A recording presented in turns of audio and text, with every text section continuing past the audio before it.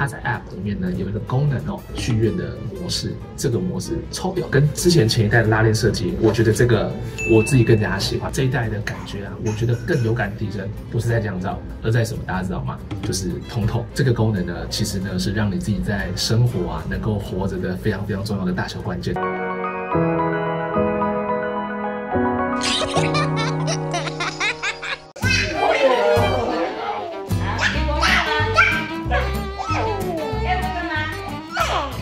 瑞奇安妮频道，大家好。今天呢，要跟大家分享一下，大家有看到前面吧？那就是我们平常生活的日常。身为两个孩子的爸爸呢，有时候需要取得在生活跟工作之间的一个平衡啊。我觉得有一副好的耳机真的是蛮重要。如果说呢，我自己在家里面的时候呢，还要剪片给大家，那我是不是势必一定要更加能够专注？你看到平常的时候，谁是像这样子的？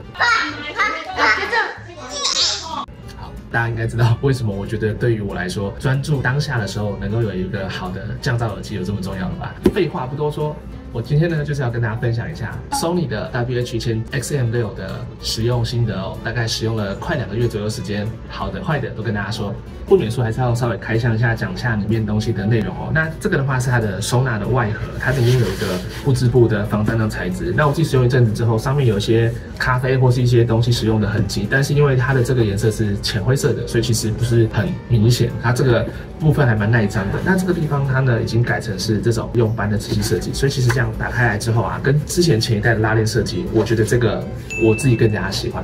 那在收纳盒里面的话呢，它其实 L 跟 R 呢都有做完了上面的一个标识哦，所以其实你在放的时候跟折叠的时候呢，你自己也不会折错。那我觉得这也是它很贴心的地方。那这一次的时候，我买的颜色呢是这个，它就是说银色啦，但是其实它就是一个像米色的一个材质哦。那刚好我自己的电脑还有我的罗技的 M-3S 呢，也都是这个颜色的设计哦，所以不知莫名其妙这次买的那个设计呢，全部又搭在一起了。我觉得其实也蛮喜欢的。那大家其实也可以看到这个上面呢，我自己有装了一个头梁套哦，这个保护套也是虾皮买的。那时候买的时候呢，它还有外面的这个塑胶的保护壳跟这个耳罩，但是因为我自己使用一阵子之后，我觉得头梁套对我来讲的话呢，其实相对来说是比较需要的。上面啊，这个如果它是环保材质，用久的话呢，有可能它会脆化掉。我之前的上一个1000 XM4 的话，就是因为它后来皮革上面的一些剥落，那如果要去换头套的话，我上次原厂报价这一根哦，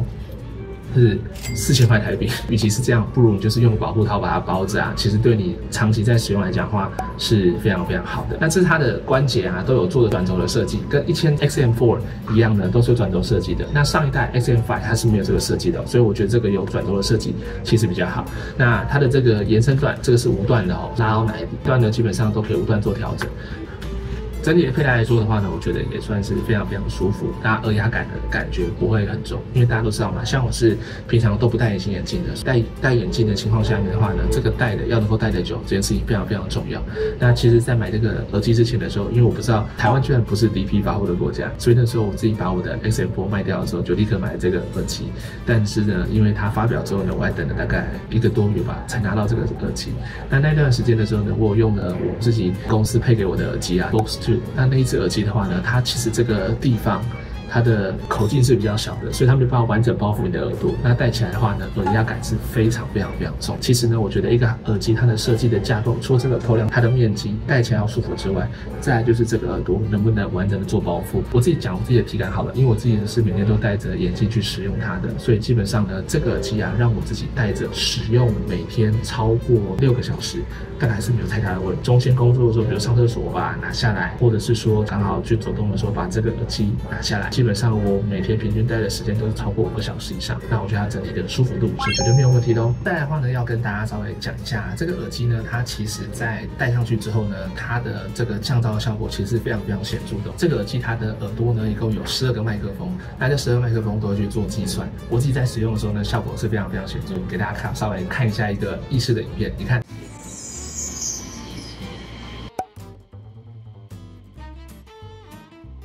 大概就是这样的一个程度，所以呢，我觉得它整体来说的话是非常非常棒。我是从之前前2代的 XM4 的时候就在使用了 XM4 的时候呢，我对它的降噪就一直都还蛮喜欢的。但是这次到 XM6 呢，这一代的感觉啊，我觉得更有感提升，不是在降噪，而在什么？大家知道吗？就是通透。这个功能呢，其实呢是让你自己在生活啊能够活着的非常非常重要的大小关键。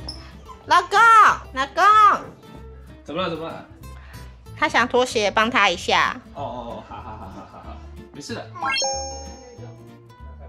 如果你在家里面使用的时候，一定要开通透哦。不开通透的话呢，基本上老婆讲什么，叫你干嘛呢，很容易听不见哦。真的有助于这一次它上面有12颗麦克风的关系，所以我觉得它在这次环境音的收取啊是更加自然的。然后怎么知道说它的通透效果好不好呢？这个耳机它实际上在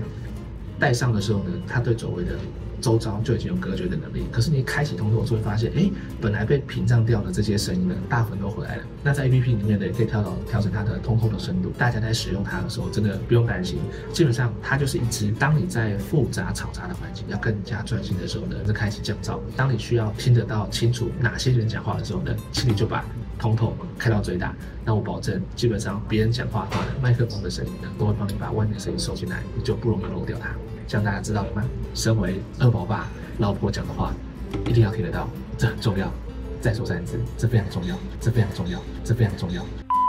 这次耳机呢，它可以同一时间连2个装置。那通常我自己在使用的时候呢，我是连我的 Pixel 手机，还有我的 MacBook Pro。它在多工处理的同一时间连2个装置的时候呢，它会根据你声音发出来的来源呢去做切换。所以基本上只要你暂停掉某一边的那个声音，另外一边在做播放的时候呢，它的切换我觉得是蛮滑顺的。基本上因为它是自动电脑判断嘛，不太可能说100%都不会有任何的错误。比如说你希望它现在是听你现在电脑声音，可是可能你手机刚好有些音乐或其他东西在做背景播放的时候，它就不会直接切回来。觉得绝大部分来说的话，大概80%左右都没有问题。如果你发现它没有切回来，你不想进去手机的 App 直接去做切换的话，你可以怎么做呢？会把手机的程式打开来，有开声音的那些程式都把它关掉之后，那我在电脑上播放。通常啊，它这个切换是非常非常顺的。比如说我在剪辑，突然间电话打过来，它接完电话之后再切回来，也都是没有问题的哦。这个是这个耳机我觉得非常棒的地方，这一定要值得稍微赞许一下。第二个的话，像开会，大家现在的话，不管是远端工作或是平常工作上的会议，是不是都很常用到 Zoom？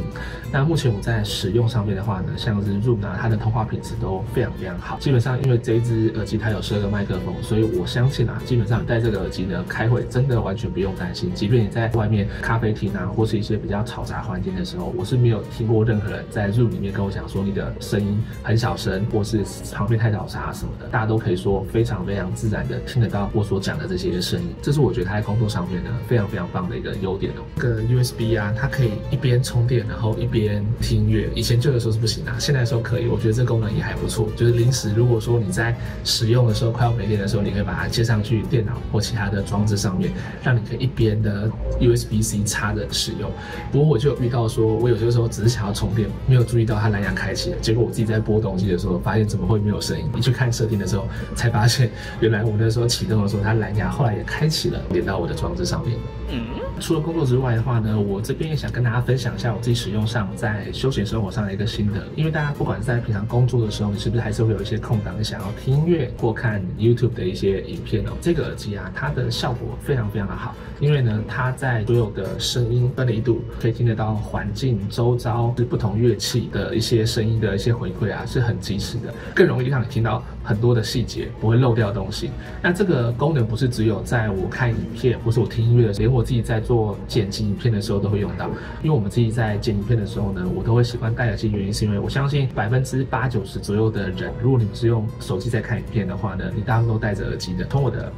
XM6 直接听到我所有的东西的内容在做剪辑，戴着耳机，我觉得是更加准确的啦。回到刚刚的那个听音乐的部分哦，它声音的分离度跟它的音色跟音准啊，这些事情是非常非常重要，会让你更加忠实的还原很多的内容。我自己觉得我很喜欢它，不会在很多的地方加了太多的润色。比如说，如果说你买的是它的另外一款 ULT 的款式的话，它就比较强调就在重低音的部分。这一支 XM6 的好处呢，就在于它所有的 EQ 啊跟等化器，你是可以进去里面去选择，依照你自己喜欢听的音色跟类型呢去调整成你自己喜欢听的风格的。这个对来讲是绝对没有问题的。我觉得你买的这一支就很像是先买了一个预设，在各个频段都可以给你不错输出的一支耳机，而这个耳机呢，可以根据自己的喜好跟内容再去调整成你自己喜欢的客制化。所以不论是想听流行音乐，或是你对于重低音啊，或者是 rap 饶舌这些节奏感比较强的，它基本上都可以根据后来的 EQ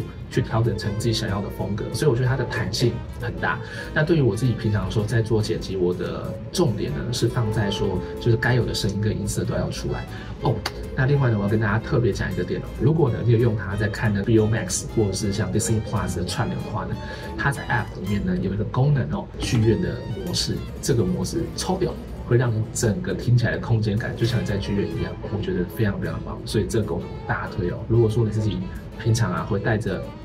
耳机，可能躺在床上看你的 iPad， 或是用电脑在看电影的时候呢，我觉得就非常非常非常适合开启剧院。或甚至说呢，你自己有像是 Google Chromecast 的，那都可以配蓝牙耳机了。所以如果说在家里面晚上睡觉的时候不想吵到小朋友，你自己想要有一个自己个人的时间的话，打开你的电视，配对蓝牙，配上这个耳机，那你就可以开启这个剧院的效果。从手机的 App 去做调整之后呢，我相信听起来跟你视觉上看到的感受呢，你会非常非常非常喜欢的。前面讲的东西都是我自己的使用心得，那其实它本身有没有一些缺点呢？我还是要跟大家提一下。在我拿到的2周的时候，有做一次版本更新。在之前的时候，我有遇到在有一些特殊环境，比如说它公车或是有一些地方，但现在我自己先说，是某1-2次遇到，不是每一次哦。在那环境底下的时候，我跟别人通话，别人会说我在LINE讲话的声音听不清楚。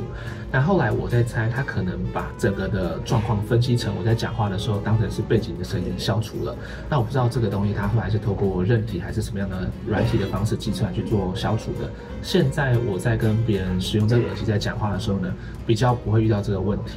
那不过居然都讲到通话嘛，要跟大家说一下，因为我平常工作的时候都是多点，包含电脑跟手机都会连线。那有些时候打电话过来的时候，我要接这个电话，或者说我刚从 Zoom 的电话会议结束之后要跳回来的时候，我会发现突然间会没有声音。那我目前在猜，应该是说